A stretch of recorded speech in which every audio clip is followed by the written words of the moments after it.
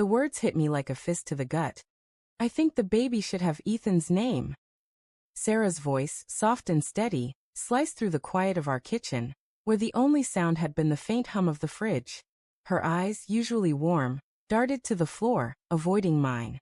I stood frozen, the coffee mug in my hand trembling, its warmth mocking the cold dread creeping up my spine. Ethan. Her ex. The man she swore was ancient history.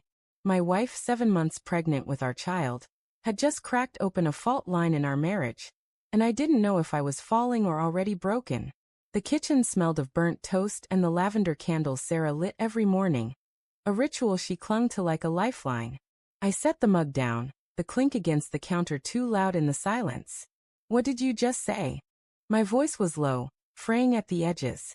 I wanted her to take it back, to laugh it off as a sleep-deprived slip. But her shoulders stiffened, and she wrapped her arms around her swollen belly, as if shielding the baby from what was coming. I think it would mean a lot to him, she said, her words careful, like she was stepping around glass.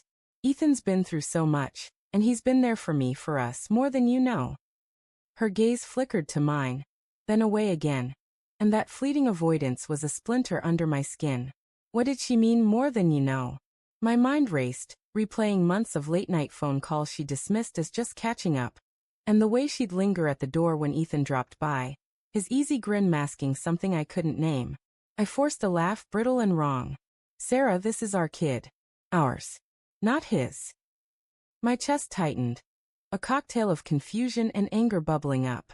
I wanted to grab her, to shake the truth out, but the sight of her, pregnant, vulnerable, her auburn hair spilling over one shoulder, kept me rooted. Love and suspicion wrestled in my gut. Was she joking? Was this some hormonal whim? Or was there something darker, something I'd been too blind to see? She sighed, a sound heavy with guilt or exhaustion. I couldn't tell which. I know it sounds strange, Jake, but Ethan's been a friend. He's helped me through things. Her voice cracked, and she turned to the sink, busying herself with a sponge. The faucet dripped, a steady plink-plink that matched the pulse pounding in my ears. I thought of the past year. Her late shifts at the gallery, the weekends she spent at her sister's, the way her laughter had grown scarce, like a song fading out. I'd chalked it up to pregnancy stress, to the weight of impending parenthood. But now, each memory felt like a breadcrumb leading somewhere I didn't want to go. Helped you how? I asked, stepping closer. The linoleum was cold under my bare feet, and the morning light slanted through the window, catching the dust motes swirling between us.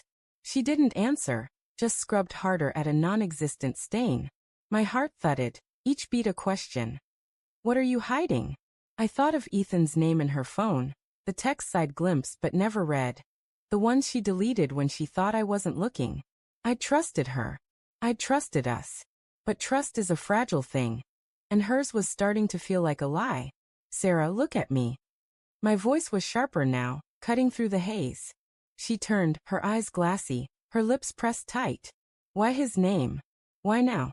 I hated how desperate I sounded, how the room seemed to shrink around us, the walls closing in with every unspoken word. She opened her mouth, then closed it, like the truth was too heavy to lift. The silence was unbearable, a living thing pressing against my ribs. He's been there when I needed someone, she whispered finally, her voice barely audible over the faucet's drip. When you were working late, when I was scared about the baby, about us. Ethan listened. Her words were a blade, twisting deeper with every syllable.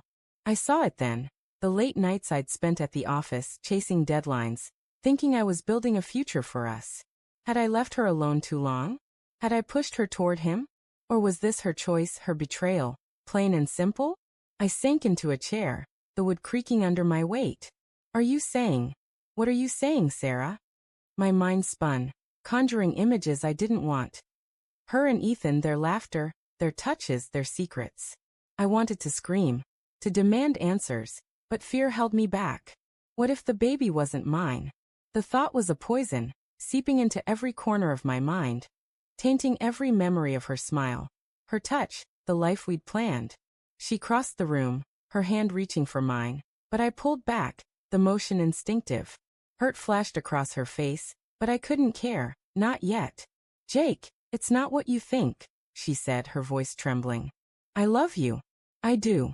But Ethan, he's part of my past, and he's been here helping me process things. I owe him. Owe him? The words were a slap. What did she owe him, and why did it involve our child's name? Process what? I snapped, standing now, my hands clenched. The kitchen felt too small, the air too thick. What aren't you telling me? Her silence was an answer, a confirmation of the dread pooling in my gut. I thought of the ultrasound photos on the fridge, the ones we'd cried over together, dreaming of our future. Were those dreams hers, or hers and Ethan's? She took a breath, her hands cradling her belly. Last year, when I lost the first pregnancy, I didn't tell you everything. Her voice broke, and my heart stopped. A miscarriage? She'd never mentioned it. I'd thought we shared everything, but here was a secret, a wound she'd kept hidden. Ethan was there. He held me when I couldn't stop crying. You were at that conference, and I didn't want to burden you. The room spun. A miscarriage. A secret. Ethan. Each revelation was a brick, building a wall between us. I wanted to feel for her, to ache for her loss, but anger was louder. You went to him instead of me? My voice was raw, shaking. And now you want our baby, to carry his name? Her tears fell now, silent and steady. It's not about him, Jake. It's about me. About honoring what got me through. But her words felt like a lie, a half-truth masking something uglier. I stepped back, the distance between us a chasm. My eyes caught the lavender candle, its flame flickering nearly out. Like us. Then she said it, the words that shattered everything. I don't know if the baby's yours.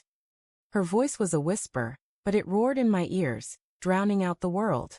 Time stopped. The kitchen, the candle, the drip of the faucet, all of it faded. I stared at her, at the woman I loved, and saw a stranger. My knees buckled, but I stayed upright, clinging to the edge of the counter. The truth was out, raw and bleeding, and there was no going back. Yet in that moment, a twisted clarity hit me. I loved her. Even now, with my world crumbling, I loved her. But love wasn't enough, not anymore. I grabbed my keys, my voice barely a whisper. I need time. As I walked out, the door's slam echoed like a gunshot, and I wondered if I was leaving her, or the lie we'd both been living.